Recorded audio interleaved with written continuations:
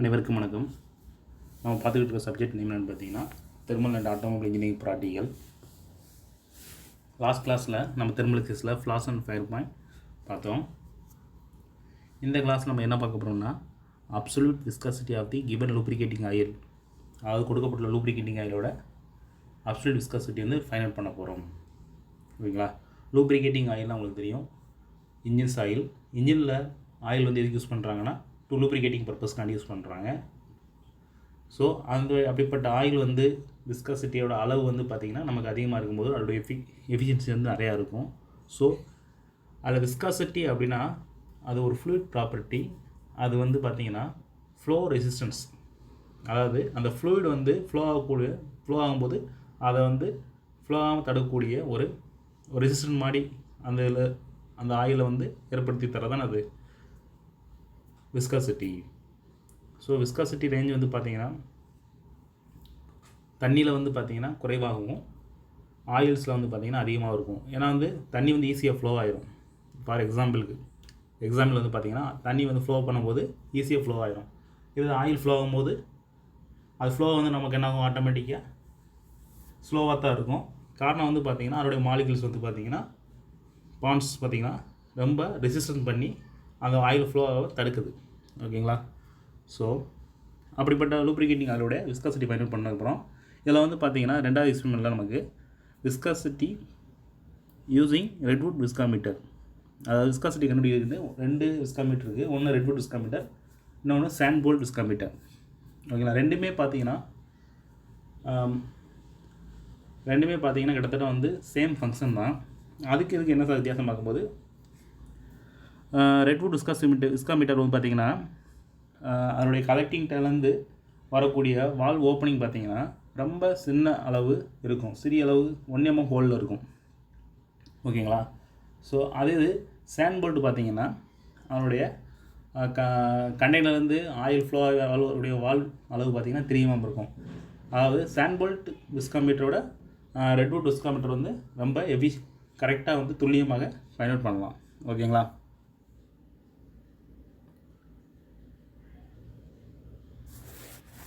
So viscosity using சேபிள்ட் விஸ்காமீட்டர், இதில் வந்து பார்த்திங்கன்னா வேறு ஒன்றும் இல்லை. இந்த எக்ஸாம்பிள் என்ன பண்ண போகிறீங்க அப்படின்னீங்கன்னா ஒரு எலக்ட்ரிக் ஹீட்டர் மூலமாக ஆயிலை வந்து ஹீட் பண்ண போகிறீங்க.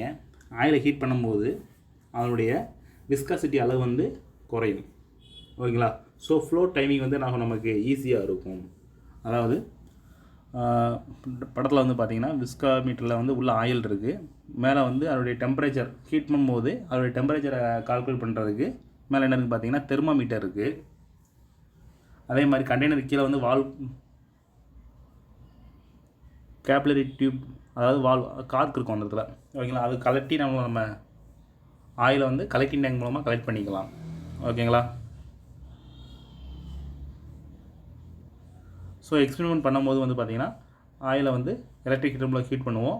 நம்ம நார்மல் ரூம் டெம்பரேச்சர்லேருந்து ஒரு 35 டிகிரி செல்சியஸ் ரீச் ஆனோடனே நம்ம எக்ஸ்பெரிமெண்ட் வந்து பண்ண ஆரம்பிச்சிடலாம்.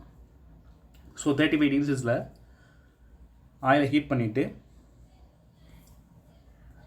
என்ன பண்ணுறோம், நம்ம வால்வ் ஓப்பன் பண்ணுறோம்.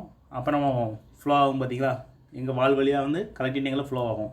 அப்போ என்ன பண்ணுறோம், ஸ்டாப் வாட்ச் மூலமாக ஃப்ளோ டைம் எவ்வளோ எடுத்துக்குதுன்னு கால்குலேட் பண்ண போகிறோம். ஓகேங்களா? ஸோ டேபிளேஷனே பாருங்கள். First temperature of oil in degree Celsius, ஒவ்வொரு எக்ஸ்பெரிமெண்ட்டும் செய்யும்போது ஒவ்வொரு டெம்பரேச்சரில் செய்ய போகிறோம். அடுத்து போல்ட் இன் செகண்ட், அதாவது ஃப்ளோ ஆகுது பார்த்திங்களா, ஆயில் வந்து கண்டெய்னர்லேருந்து கீழே கலெக்டிங் டேங்க் ஃப்ளோ ஆகக்கூடிய டைம் வந்து கால்குலேட் பண்ண போகிறோம்.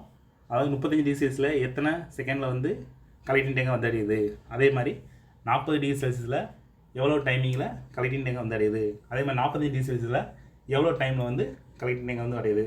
ஸோ இந்த டைம் வந்து எப்படி கால்குலேட் பண்ண போகிறோம்னா ஸ்டாப் வாட்ச் மூலமாக தான் கால்குலேட் பண்ண போகிறோம். ஓகேங்களா? ஸோ டயக்ராமில் பாருங்கள், சேபோல்ட் விஸ்காமீட்டர் அதோட அமைப்பு இருக்குது. அதில் சென்டரில் பார்த்தீங்கன்னா ஆயில் கண்டெய்னர் இருக்குது.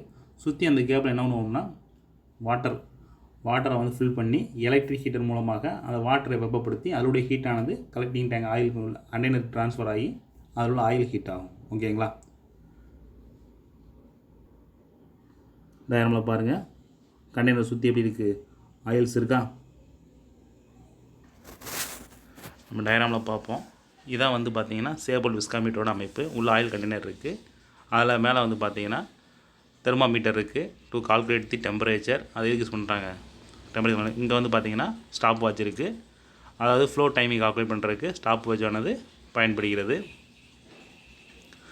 அதோட அமைப்பு கீழ்ப்பகுதியில் பார்த்திங்கன்னா கார்க் இருக்குது, வால்வ் இருக்குது. இது வழியாக தான் நாங்கள் ஆயில் வந்து ஃப்ளோ ஆகும். ஓப்பன் க்ளோஸ் பண்ணிக்கலாம். ஓப்பன் பண்ணி க்ளோஸ் பண்ணுறது எப்படின்னு பார்த்தாச்சு. இப்போ பார்த்திங்கன்னா நம்ம வந்து எக்ஸ்பெரிமெண்ட் பண்ண ஆரம்பிக்க போகிறோம். அதாவது இந்த இருக்குது பார்த்திங்களா, அந்த ஆயில் கண்டெய்னர் மேலே அதை ஓப்பன் பண்ணி அதுக்குள்ளே அதுக்குள்ளே நம்ம ஆயிலை வந்து ஊற்ற போகிறோம். ஓகேங்களா? இந்த இடத்துல வந்து என்ன பண்ணுறோம், அதை ஓப்பன் பண்ணி ஆயிலை ஊற்ற போகிறோம். கரெக்ட் இண்டியாங்கில் ஆல்ரெடி ஆயில் நமக்கு சாம்பிள் ஆயில் இருக்குது, லூப்ரிகேட்டிங் ஆயில் இருக்குது. ஸோ அந்த ஆயிலை என்ன பண்ண போகிறோம், மேலே உள்ள ஆயில் கண்டெய்னரை ஓப்பன் பண்ணி அதுக்குள்ளே ஊற்ற போகிறோம்.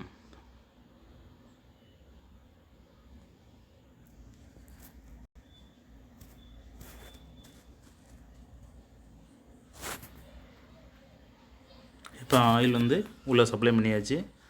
அதுக்கப்புறம் நம்ம என்ன பண்ணுறோம்னா தெர்மாமீட்டர் வந்து அதில் வந்து பார்த்திங்கன்னா டிப்பாகிற மாதிரி, ஆயிலில் டிப்பாகிற மாதிரி வைக்க போகிறோம். அதுக்கப்புறம் என்ன பண்ணுறோம்னா பவர் ஷார்ட் கொடுக்க போகிறோம். எலக்ட்ரிக் பவர் ஸ்டார்ட் பண்ணிட்டோம். அந்த எலக்ட்ரிக் கண்ட்ரோலர் இதில் வந்து நம்ம 100 டிகிரி செல்சியஸ்க்கு வந்து பண்ணுறோம் வச்சுட்டு மிஷினை ஆன் பண்ணியாச்சு. இப்போ வந்து பார்த்திங்கன்னா தெர்மாமீட்டரில் வந்து காட்டக்கூடிய ரீடிங் என்னென்னு பார்த்தீங்கன்னா அட்மாஸ்பியரிக் டெம்பரேச்சர் 24 டிகிரி செல்சியஸ். காரணம் வந்து பார்த்திங்கன்னா கிளைமேட் வந்து ரொம்ப சில்னஸாக இருக்குது. ஸோ நமக்கு காட்டக்கூடியது 24 டிகிரி செல்சியஸ் தான் காட்டுது. ஸோ நம்ம இந்த எக்ஸ்பெரிமெண்ட் எப்போ ஸ்டார்ட் பண்ணணும்னு பார்த்தீங்கன்னா கரெக்டாக வந்து 35 டிகிரி செல்சியஸில் ரீச் ஆனோடனே நம்ம என்ன பண்ணலாம், இந்த எக்ஸ்பெரிமெண்ட் ஸ்டார்ட் பண்ணிடலாம். வேறு ஒன்றும் இல்லை, 35 டிகிரி செல்சியஸ் பாருங்கள், டயக்ராம் பாருங்கள், கொஞ்சம் இன்க்ரீஸ் ஆகிருக்கு. 30 டிகிரி செல்சியஸ் வந்துருச்சு. கொஞ்சம் நேரம் கழித்து பார்க்கும்போது 30 டிகிரி செல்சியஸ் ஆகிடுச்சு. கையில் ஸ்டாப் வாட்ச் ரெடியாக எடுத்துக்கணும்.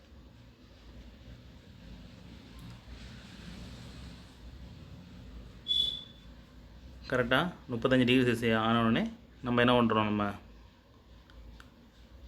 கீழே உள்ள வால்வு ஓப்பன் பண்ணி ஆயில் வந்து எவ்வளோ டைமிங்கில் வந்து கலெக்டிங் டேங்கை வந்தடையுது. சரி, இப்போ நம்ம வந்து 35 டிகிரி செல்சியஸ் ரீச் ஆகிடுச்சு. நம்ம சுவிட்ச் ஆஃப் பண்ணிடுறோம். இப்போ வந்து கீழே உள்ள வால்வு வந்து ஓப்பன் பண்ணிடுறோம். வந்து உள்ள வால்வு வந்து ஓப்பன் பண்ணுறாங்க. ஓப்பன் பண்ணும்போது கரெக்டாக ஸ்டாப் வாட்சே ஆன் பண்ணிடணும். ஆன் பண்ணி ஓடிக்கிட்டு இப்போ அந்த ஸ்டாப் வாட்ச் ரன் ஆகிக்கிட்டு இருக்கு. நமக்கு ஆயில் கீழே வந்துக்கிட்டு இருக்கு. வேகமாக வந்து நின்னவுடனே ஸ்டாப் வாட்சை ஆஃப் பண்ணிடுவாங்க. எப்போ அதோடைய ஃப்ளோ வந்து ஸ்டாப் ஆகுதோ அப்போ ஸ்டாப் வாட்சை வந்து ஸ்டாப் பண்ணிடணும்.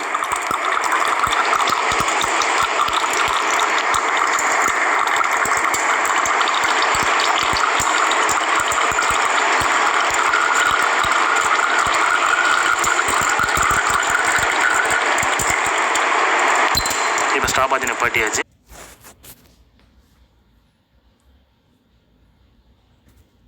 இப்போ டைமிங் பார்த்தீங்கன்னா 30 செகண்ட்.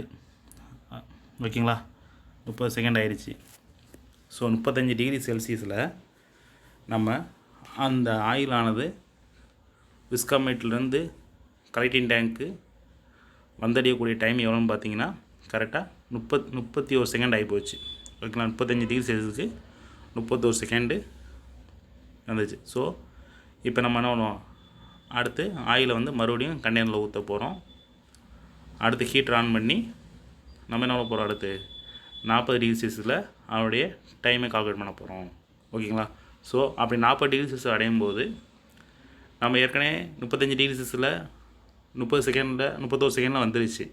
ஸோ அடுத்து டெம்பரேச்சர் கூடும்போது நமக்கு என்ன கண்டிப்பாக டைம் ஆனது குறையும். ஏன்னா அதிகமாக வெப்பப்படுத்தும் போது அதோட டைமிங் வந்து குறையும். ஸோ இந்த மாதிரி என்ன பண்ணுறோன்னா 40 டிகிரி செல்சியஸ் 45 டிகிரி செல்சியஸில் என்ன பண்ணுறோம், ரீடிங் எடுத்து கால்குலேஷன் பண்ணி நம்ம என்ன பண்ணுறோம், அப்சல்யூட் விஸ்காமீட்டர் அதோட வேல்யூ வந்து கண்டுபிடிக்க போகிறோம். சேஃப் போல் விஸ்காமீட்டரில் அதோடைய அப்சல்யூட் விஸ்காசிட்டி அளவு கண்டுபிடிக்க போகிறோம். ஓகேங்களா, ஸோ நம்ம என்ன பண்ணுறோம், சாம்பிளுக்கு வந்து ஒரு டெம்பரேச்சருக்கு வந்து என்ன பண்ணுறோம், நாங்கள் நம்ம ஒரு டெம்பரேச்சருக்கு வந்து அதனுடைய ஃப்ளோ டைம் வந்து கால்குலேட் பண்ணி எடுத்தாச்சு.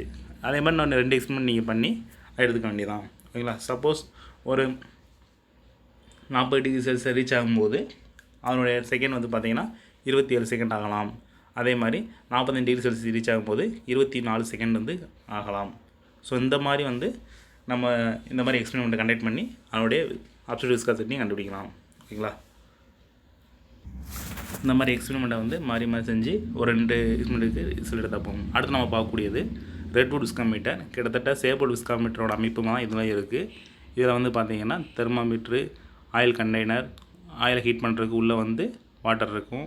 அது மூலமாக ஹீட் பண்ணி நம்ம என்ன பண்ண போகிறோம், இதில் வந்து ரீடிங் எடுக்க போகிறோம். அதுக்கும் இதுக்கு என்ன சார் வித்தியாசம் பார்த்தீங்கன்னா, இதனுடைய வால் ஹோல் சைஸ் எவ்வளோன்னு பார்த்தீங்கன்னா 1 mm. ஓகேங்களா? ரொம்ப கம்மியான அளவு. ஓகேங்களா? ஸோ அந்த வால்வை வந்து க்ளோஸ் பார்த்தீங்கன்னா இந்த கம்பியோட அளவு தான் வால்வ். இந்த 1 mm அளவில் தான் நமக்கு என்ன ஆகுது, நமக்கு ஆயிலானது இந்த ஹோல் வழியாக ஃப்ளோ ஆக போகுது. பாருங்கள், அந்த ஹோல் காட்டுறோம்.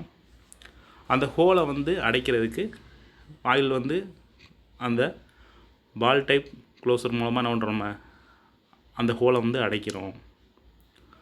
ஓகேங்களா? அடைச்சா பிறகு நம்ம எக்ஸ்பெரிமெண்ட் ஸ்டார்ட் பண்ணுறோம். பார்த்தீங்களா? அதில் வந்து ஸ்டார்டிங் டெம்பரேச்சர் வந்து 35 டிகிரி செல்சியஸ் எடுத்தோம். ஆனால் இதில் வந்து பார்த்தீங்கன்னா ஸ்டார்டிங் டெம்பரேச்சர் வந்து பார்த்தீங்கன்னா 60 டிகிரி செல்சியஸ் எடுக்கணும். 60 டிகிரி செல்சியஸுக்கு எவ்வளோ ஃப்ளோ ஆகுது, 65 டிகிரி செல்சியஸுக்கு எவ்வளோ ஃப்ளோ ஆகுது, 70 டிகிரி செல்சியஸில் எவ்வளோ ஃப்ளோ ஆகுது, அதை மட்டும் கால்குலேட் பண்ணணும். ஓகேங்களா? ஸோ முக்கியமாக நம்ம பார்க்கக்கூடிய இதில் வந்து பார்த்திங்கன்னா தெர்மாமீட்டரில் எவ்வளோ டெம்பரேச்சர் காட்டுது அடிக்கடி நோட் அவுட் பண்ணிக்கிட்டே இருக்கணும். நமக்கு 60 டிகிரி செல்சியஸ் ரீச் ஆனோடனே எக்ஸ்பெரிமெண்ட்டை ஸ்டார்ட் பண்ணிடலாம். Okay students, thank you. மாணவர்கள் வந்து இப்போ நம்ம சேபிள் விஸ்காமீட்டரில் முதல் ரீடிங்கை நம்ம எடுத்தோம்ல 35 டிகிரி செல்சியஸ் 31 செகண்ட். ஓகேங்களா? இதே மாதிரி மற்ற 2 சாம்பிள் ரீடிங் என்ன பண்ணுறீங்க, நீங்கள் எழுதிக்கோங்க. எழுதி நீங்கள் என்ன பண்ணுங்க, அதோடைய டென்சிட்டி, கைனமெட்டிக் விஸ்காசிட்டி கண்டுபிடிச்சிட்டு ஃபைனலாக அப்சல்யூட் விஸ்காசிட்டி கண்டுபிடிங்க. இப்போ டென்சிட்டி, கைனமெட்டிக் விஸ்காசிட்டி அவங்கதான் கால்குலேட் பண்ணுறதுக்கு நமக்கு ஃபார்முலா கொடுத்துருப்பாங்க. ஃபார்முலாவிலே நமக்கு என்ன பண்ணிப்பாங்க, என்னென்ன இப்போ ஃபார்முலா எடுத்துக்கிட்டோம்னா உங்களுக்கு அதுக்குரிய விரிவாக்கம் கொடுத்துருப்பாங்க. இப்போ வந்து பார்த்திங்கன்னா டென்சிட்டினாலே பார்த்திங்கன்னா PR - 0.0000657 × T - TR இன் kg/m³ கொடுத்துருக்காங்க. அதில் அது ரோஆர்னால் என்ன அப்படின்னா உங்களுக்கு எல்லாமே வந்து ஃபார்முலா வந்து மேனுவலில் கொடுத்துருக்காங்க.